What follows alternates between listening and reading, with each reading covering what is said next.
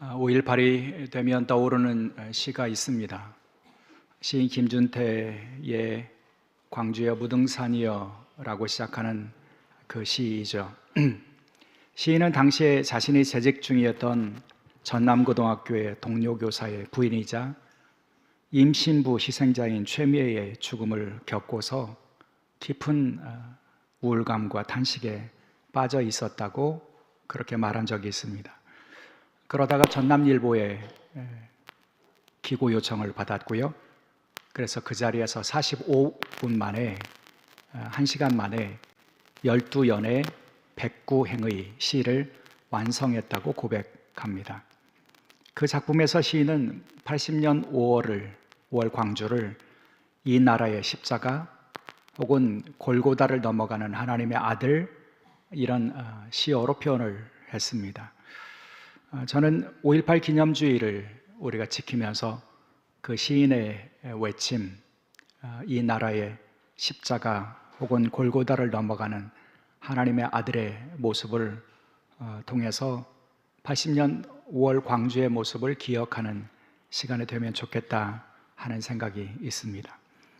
여러분, 성경이 말씀하는 십자가의 본질은 무엇일까요? 십자가는 인간의 악을 폭로하고 드러내는 사건이다. 저는 그렇게 대답하고 싶습니다. 십자가는 인간 몇몇의 악의 문제가 아니라 죄 아래에서 살아가는 세계의 모습을 드러내는 사건이라고 하는 의미이죠. 예수님의 십자가 사건에 등장하는 이들이 그랬죠. 여러분, 당대의 권력을 가진 이들은 진실보다는 자신의 이익을 보존하는 일이 우선이었고요. 그래서 정의를 알면서도 자신의 안위를 위해서 진실과 정의를 외면하는 모습을 보여주었습니다. 동시에 예수님의 십자가 사건에는 종교인들의 위선이 담겨 있고 드러납니다. 하나님의 아들이신 예수, 하나님의 구원을 위하여 사랑으로 인간을 찾아오신 우주적인 메시아, 그분이 예수 그리스도이신데 그분을 하나님의 백성이라고 고백하는 이스라엘 유대인들이 죽였습니다. 그 죽임에는 그들의 위선이 드러난다는 거죠. 하나님의 백성이라고 자처하지만 하나님의 뜻을 거부하고 받아들이기를 거절하는 이들의 위선적인 모습이 드러난다는 것입니다. 동시에 여러분, 십자가에는 인간의 무지와 폭력도 드러납니다. 예수님의 십자가 사건 때에 예수님을 향해서 십자가에 못 박으라 외쳤던 이들의 무지, 예수님을 십자가에 못 박으면서도 양심의 가책을 갖지 않고 도리어 비웃고 조롱하며 노리개쯤으로 삼았던 군졸들의 그 폭력, 이것들이 십자가 사건을 통해서 고스란히 드러나고 있습니다. 그런 의미에서 예수님의 십자가는 하나님의 구원의 역사이며 동시에 인간의 악을 드러내고 인간의 책임을 묻는 사건이라고 할 수가 있다는 거죠. 그 인간의 악이 예수님을 죽였습니다. 예수님을 십자가에 못 박았습니다. 그러니 죽임당하신 예수 그리스도의 모습을 보면서 우리는 그분의 죽음이 구원의 사건이라고 떠올리는 일은 참 어려운 일이 아닐 수가 없지요. 왜냐하면 십자가를 통한 구원은 우리 인간의 상식을 뛰어넘는 넌센스에 불과하기 때문입니다. 바울이 말하는 것처럼요, 십자가의 도는 멸망하는 사람들에게는 그저 미련한 것에 불과하다는 것입니다. 유대인들에게 십자가는 거리끼는 것이고요, 헬라인들에게 십자가는 미련한 것이다. 사도 바울은 고린도 교회를 향해서 그렇게 설명하지 않았습니까? 왜 그럴까요? 유대인들에게는요, 메시아가 능력과 기적과 승리의 영광을 가진 사람, 그런 사람들이 메시아가 될 수 있다고 하는 희망이 있었기 때문이고요. 헬라인들에게는요, 그들은 논리적으로 이해할 수 있는 논리적 완전성이 중요했던 사람들입니다. 그런데 예수 그리스도의 십자가 죽음은 어느 면에서 보아도 유대인들의 희망과 또 헬라인들의 논리적인 완전성의 잣대에 비추어 보면 그것은 구원의 사건이 될 수 없는 넌센스에 불과하기 때문이라는 것입니다. 그래서 사람들은 예수 그리스도의 십자가를 받아들이지 못하는 것이죠. 예수 그리스도의 십자가를 통한 구원을 그들은 받아들이지 못하는 것입니다. 그러나 예수님의 제자들은 그렇지 않았습니다. 제자들은요, 처음에는 예수님의 십자가 죽음을 이해할 수 없었지만 십자가와 부활 그리고 성령의 체험을 통해서 그들은 그 넌센스 같은 십자가 구원을 진리로 받아들일 수 있었고요. 그리고 그 진리를 받아들인 다음에 그들은 핍박과 박해와 죽음 앞에서도 굴하지 않고 일관되게 십자가의 예수 그리스도를 구원자라고, 십자가는 구원의 능력이라고 증언하고 선포했습니다. 오늘 본문 사도행전 2장은 베드로의 설교이고 베드로의 증언이죠. 베드로는 성령 강림을 경험하고 오순절 직후에 이제 도망하는 자, 숨는 자가 아니라 사람들 앞에 담대하게 서는 모습을 보여줍니다. 그리고 예수님을 십자가에 못 박은 그들 앞에서 이렇게 선포하죠. 본문 2장 23절 24절. 그가 하나님께서 정하신 뜻과 미리 아시는 대로 내어준 바 되었거늘 너희가 법 없는 자들의 손을 빌려 못 박아 죽였으나 하나님께서 그를 사망의 고통에서 풀어 살리셨으니 이는 그가 사망에 매일 수 없었음이라. 베드로가 예수님을 죽인 자들 앞에서 외치고 있는 십자가 진리의 그 핵심은 아주 단순합니다. 너희가 죽였다는 것입니다. 그러나 하나님께서는 살리셨다는 거죠. 그 사건을 설명하면서 베드로 사도는 하나님께서 내어주신 사건이다 이렇게 설명하고 있습니다. 예수 그리스도께서 하나님의 아들이 십자가에서 죽임 당하신 것은 그저 우연한 사건이거나 예수 그리스도의 실패가 아니라 그것은 하나님께서 미리 정하신 그분의 뜻을 미리 아시는 하나님의 계획에 따라서 그것을 정하셨고 그 뜻에 따라서 그분을 내어주신 사건이라고 그는 증언하고 있다는 거죠. 그래서 내어주신 일을 설명하기 위해서 베드로는 그분이 미리 정하신 뜻과 그리고 이미 미리 아시는 대로 내어주셨다 이렇게 말씀하고 있다는 겁니다. 여러분, 정하신 뜻이요, 그분의 계획, 그분의 의도, 그분의 결정이 십자가 사건에 있다는 겁니다. 그리고 그 십자가의 사건을 예수님께서는 하나님께서는 미리 아시고 계획하셨다 이렇게 말씀해 주시죠. 그러니 여러분, 십자가 고난과 죽음은 구원을 위한 하나님의 시나리오였고 하나님의 계획이었다고 말씀합니다. 그 진리를 복음서의 기자 중에 특별히 누가는 강조하고 있다고 보여집니다. 때문에 그의 복음서를 보면 예수님께서 부활하신 후에 엠마오 제자들을 찾아가시는데 그들을 향해서 당신의 구원을 이렇게 설명합니다. 누가복음 24장 26절. 그리스도가 이런 고난을 받고 자기의 영광에 들어가야 할 것이 아니냐. 46절. 그리스도가 고난을 받고 제3일에 죽은 자 가운데서 살아날 것과. 여러분, 예수님은요 부활의 몸으로 이 제자를 찾아가서 뭘 깨우쳐 주시기를 원하시나요? 고난받는 것이 이상한 것이 아니라는 겁니다. 그것이 하나님의 계획이라는 겁니다. 예수님은 그것을 아셨다는 겁니다. 고난을 받는 것은 정해져 있다고 하는 것입니다. 그래서 고난을 받고 죽임당하는 것은 이상한 것이 아니라 하나님의 구원의 계획이라고, 그래서 그 계획에 따라서 예수님은 십자가에서 고난을 당하셨고 그리고 그 예수님을 하나님께서 살리셨다 이렇게 증언하고 설명하고 계시다는 거죠. 그래서 베드로 사도는 예수님의 십자가의 구원, 승리를 강조하기 위해서 하나님의 계획을 강조한 것입니다. 미리 아시는 대로 그분이 정하신 뜻을 따라서 이루어진 사건이라고 말씀하고 있다는 거죠. 그렇게 하나님의 뜻에 따라 미리 정하신 대로 하나님께서는 당신의 아들을 내어주셨다는 겁니다. 내어줌의 사건이라고 그렇게 증언하고 있는데요.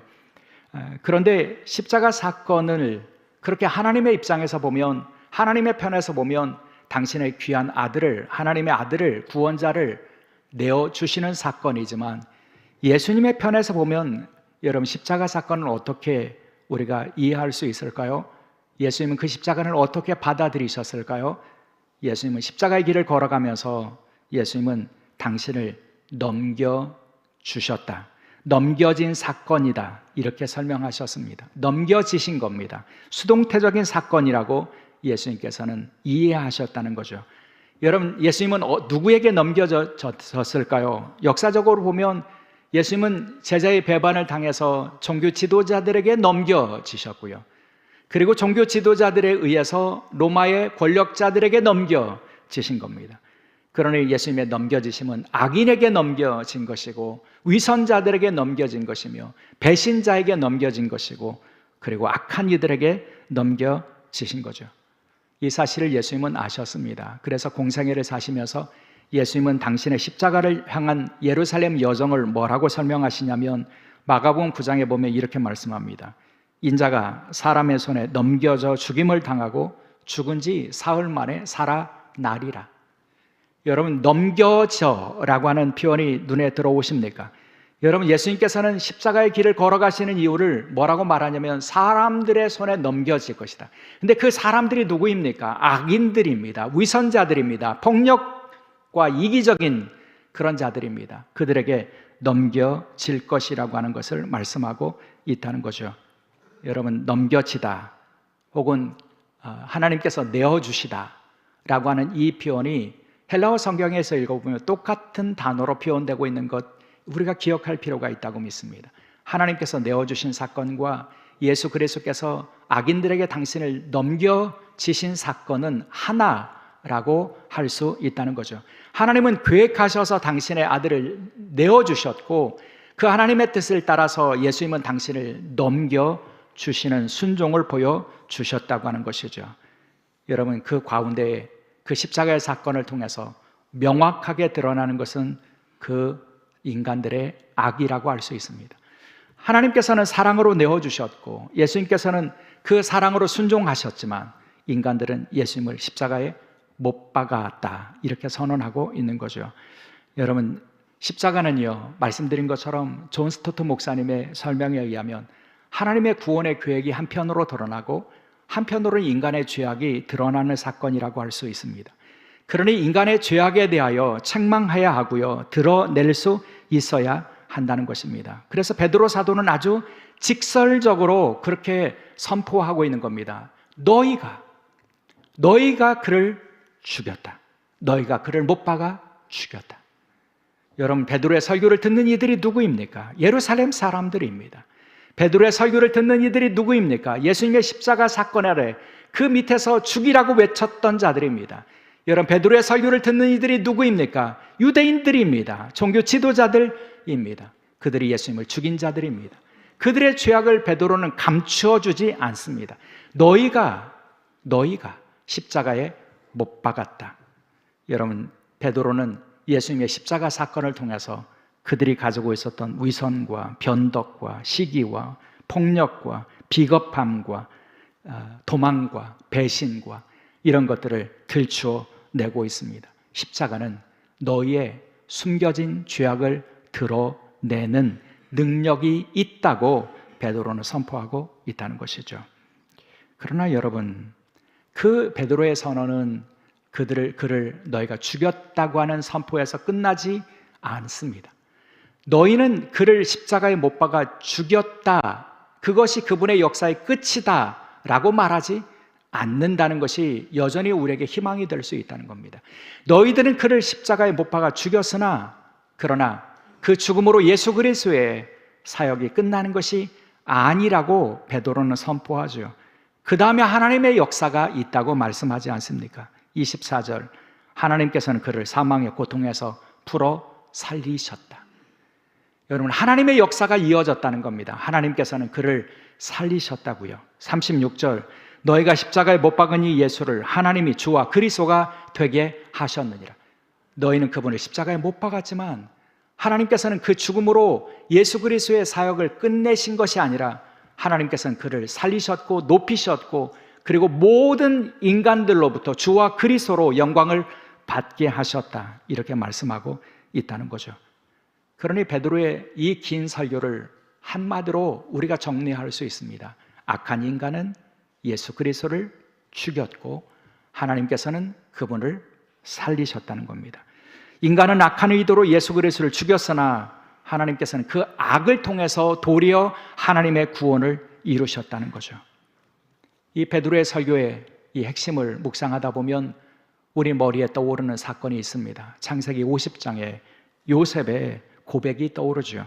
창세기 50장 20절에 이렇게 고백합니다. 당신들은 나를 해하려고 하였으나 하나님은 그것을 선으로 바꾸셨습니다.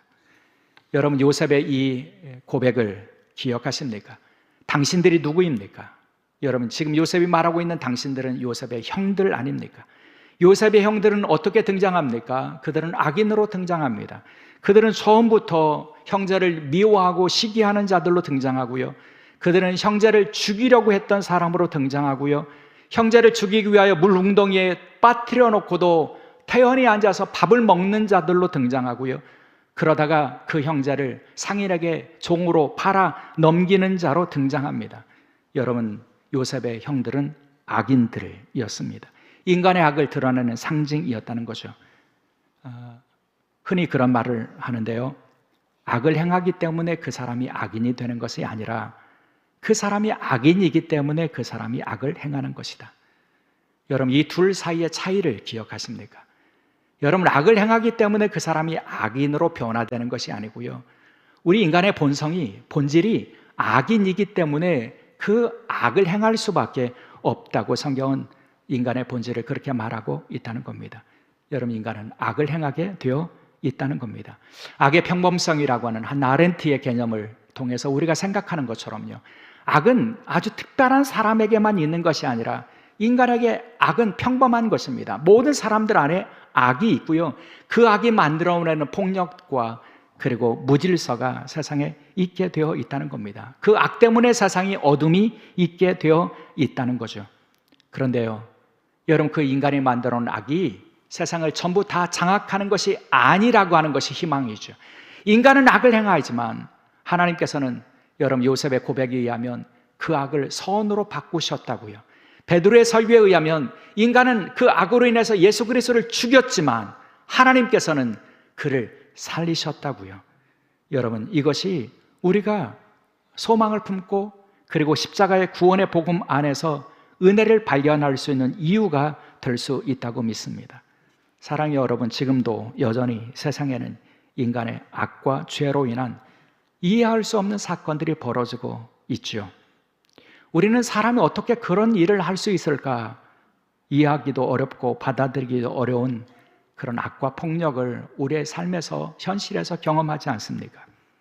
최근에 우리 지역에서 벌어진 여고생 살인사건, 여러분, 상상하고 떠올리기도 어려운 일 아닙니까? 자신과 아무 상관이 없는 여고생입니다. 자신에게 주어진 그 생생하고 아름다운 삶을 살기 위해서 밤늦은 시간까지 공부했던 선한 학생입니다. 그런데 그를 따라가서 처참하게 죽인 자가 있습니다.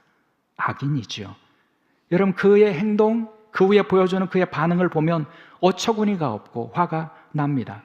그러면서 우리는 인간 속에 있는 악의 모습을 보게 된다는 거죠. 광주 80년 5월도 그렇지 않습니까? 여러분, 5월에 죽임당한 사람들, 희생당한 사람들이 악인이 아니었습니다. 여러분, 그들의 죽음과 희생을 우리는 설명할 수가 없습니다. 자신들의 권력을 차지하기 위해서, 그깟 10년 가지 못하는 권력을 차지하기 위해서 민주화에 요구를 하는 시민들을 무력으로 군인을 동원해서 짓밟은 권력자들의 악이 드러나는 사건이었습니다. 여러분, 그런데 여러분, 그 악이 끝나는 것이 아니죠. 그 악은 소수의 몇몇의 사람들의 악으로 끝나는 것이 아니라 그 악이 지금도 이어지는 것을 보지 않습니까?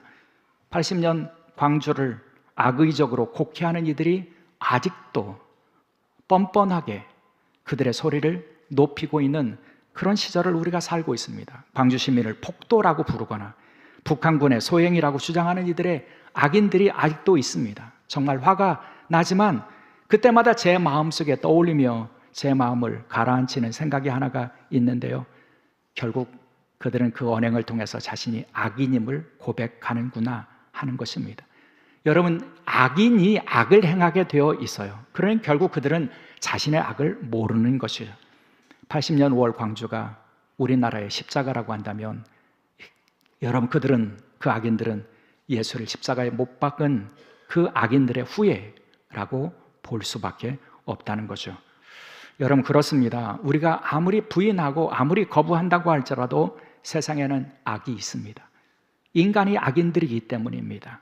인간이 만드는 악이 있습니다. 우리는 그 인간의 악으로 인해서 생각지도 못하는 고난을 겪기도 합니다.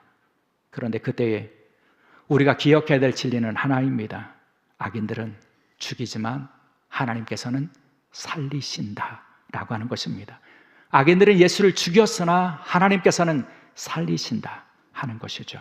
악인들은 하나님의 아들을 거부하고 죽였지만 하나님께서는 그를 사망에서 풀어 살리셨다는 것입니다. 여러분 그것이 여전히 진리이고 그것이 여전히 우리의 희망이 될 수 있다고 저는 믿습니다. 악인들이 득세하고 소리를 높이고 그래서 무죄한 자들이 죽임을 당하고 고난을 겪는 현실 앞에서도 우리는 하나님께서 살리시리라고 하는 믿음을 품고 살 수 있다는 거죠. 하나님께서 일으키시리라. 하나님께서 살리시리라. 하나님께서 사망에서 풀어 살려주시리라. 여러분 이 믿음이 십자가 신앙을 가지고 살아가는 이들의 믿음이 될 수 있어야 한다는 거죠. 사랑하는 여러분, 오늘 우리가 5.18 민주화운동 기념주일 예배를 드리고 있습니다. 기념주일 예배를 드리면서 우리는 광주를 우리나라의 십자가로 외쳤던 한 시인의 외침을 기억하며 그 십자가의 의미를 다시 우리가 되새기는 시간이 되면 좋겠습니다.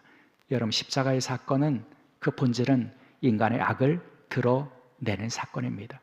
그러나 인간의 악이 만들어 놓은 설명할 수 없는 그 악과 폭력 앞에서도 하나님께서는 때로 부재하신 것처럼 보이고 침묵하시는 것처럼 보이지만 예수님 십자가 위에서 하나님 어찌하여 나를 버리셨나이까 외치실 때에 보여준 것처럼 악이 기승을 부리고 악이 예수 그리스도를 죽이려고 하는 현장 앞에서도 하나님은 침묵하시고 부재한 것처럼 보이지만 그러나 하나님께서는 마침내 그 예수 그리스도를 살리시는 분이시라고 하는, 그래서 우리나라의 십자가이신 십자가라고 하는 광주도 그렇게 십자가적인 구원의 사건으로 해석할 수 있다고 하는 그런 마음을 함께 나누기를 원합니다. 인간의 악, 특별히 국가 권력을 차지하려고 하는 악인에 의해서 무고한 자들이 희생을 당했습니다. 그러나 그 죽음은 그 죽음으로 끝나지 않게 하시는 것이 하나님의 역사라고 저는 믿습니다. 그리고 그 증거를 우리는 우리의 역사 속에서 이미 경험하고 있다고 저는 믿습니다. 광주의 그 죽음이 6월 항쟁으로 이어졌고 그리고 최근에는 12.3 계엄 세력을 물리치는 능력으로 다시 살아나는 것을 우리가 보기 때문입니다. 80년 5월의 그 과거의 역사는 그냥 잊혀지거나 패배로 끝나고 사라진 것이 아니라 현재를 구원하는 능력이 되고 있음을 우리가 경험하고 있다는 거죠. 그래서 하나님께서 살리신다고 하는 믿음의 고백을 우리가 가질 수 있게 된다는 것입니다. 그렇다면 십자가 신앙으로 살아가는 우리가 이제 다시 기억하고 회복해야 될 믿음의 내용은 무엇일까요? 폭력과 위선과 이기심으로 인한 죄와 폭력과 어둠이 있는 곳에서 우리는 십자가 신앙으로 살아갈 수 있어야 한다는 거죠. 사람들은 어둠을 만들고 죽임의 문화를 만들지만 우리는 십자가 신앙을 통해서 그 어둠과 죽임의 세상 속에서 생명과 구원의 빛을 드러낼 수 있어야 한다는 거죠. 악한 인간들이 만들어낸 악의 현실이 우리에게 다가올수록 우리는 십자가 승리를 선포할 수 있어야 한다는 겁니다. 지금도 하나님 부재처럼 느껴지는 현실들이, 악의 현실들이 가자지구에 벌어지고 세계 곳곳에서 어린아이들과 또 힘없는 시민들에게 가해지는 폭력으로 드러날 때에도 우리는 그 죽음과 그 희생이 결국에는 승리가 되고 살아나는 놀라운 역사가 있게 될 것이라고 하는 믿음을 우리가 붙잡고 그들의 아픔을 증언하는 그런 사명을 감당할 수 있어야 한다는 것이죠. 그래서 결국 십자가의 사랑이, 십자가의 능력이 어둠과 죽음의 세상을 이길 수 있다고 하는 그 믿음과 희망을 가지고 살아갈 수 있어야 할 것입니다. 오늘 80년 5월의 희생과 죽음 앞에서 그것이 우리가 간직할 책무임을 고백하며 십자가 신앙으로 승리하는 저와 여러분이 될 수 있기를 간절히 소원합니다. 기도하시겠습니다. 악인은 예수를 죽였지만 하나님께서는 살리셨습니다. 베드로의 이 놀라운 복음의 선포를 저희가 듣습니다. 인간의 역사 속에 악인들은 선인들을 무참히 죽였지만 그러나 그 죽음으로 끝이 나게 하지 아니하시고 그들을 살리시는 하나님이 역사의 주관자이시라는 믿음의 고백을 저희가 이 시간에 다시 회복할 수 있게 도와주옵소서. 특별히 십자가 승리를 저희들이 기억하게 도와주셔서 주님 지금도 역사 속에 그 생명의 역사를 이루시고 또 살리시는 역사를 이루시는 하나님의 역사의 도구가 되는 십자가 신앙인들이 될 수 있도록 은총을 베풀어 주옵소서. 주님, 과거가 현재를 구원하는 역사는 십자가 신앙을 가지고 있는 자들을 통해서 재현된다고 하는 믿음을 가지고 주님, 저희들이 이 죽임과 어둠의 역사 속에 십자가 신앙으로 살아가는 주의 종들이 될 수 있도록 주여 저희를 도와 주옵소서. 감사하오며 우리 주 예수 그리스도의 이름으로 기도드리옵나이다.